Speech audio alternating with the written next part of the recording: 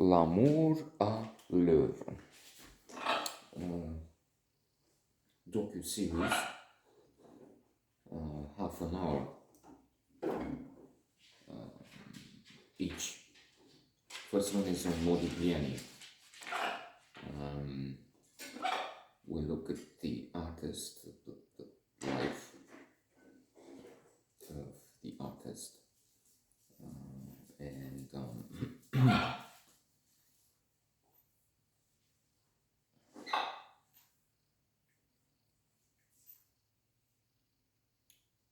and how he was not successful for a long time, and couldn't sell, had to live in poverty, and no spoiled love here, right? We don't have a fictional character, and so I'm not supposed to tell you what happens to him, her, daily. It's a famous artist who died, and died because of a sickness which would be cured today, and it was due in large part, not exclusively, I guess, to poverty, to the conditions in which he lived. Now, the important figure in here is also Jean Boutin, his model, inspiration, partner, but also a huge talent in her own right. And this documentary makes that clear.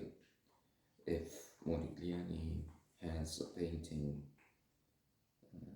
sensual, erotic, taking the view to the sex of the woman, I think the commentary was in the commentary. She is appreciated as a phenomenal artist herself. They found some paintings in the cave of her brother, who died, or something like that.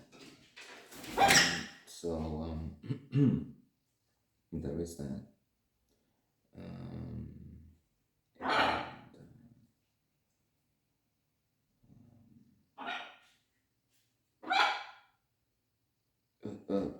A wonderful love story in some ways, but also tragic. Also, let's mention about Jean Boutin, who ends up living with her for a very brief while. But she throws herself from the fifth floor and she dies. She commits suicide. And I think she's pregnant at that time. They had a child, Modigliani and Jean. He wouldn't marry for quite some time. He said he doesn't have the papers. He came from Italy, living in France.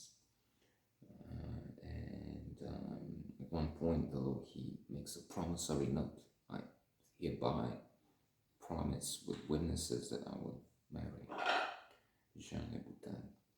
So there's a lot in there, packed in just 27 minutes of an excellent documentary.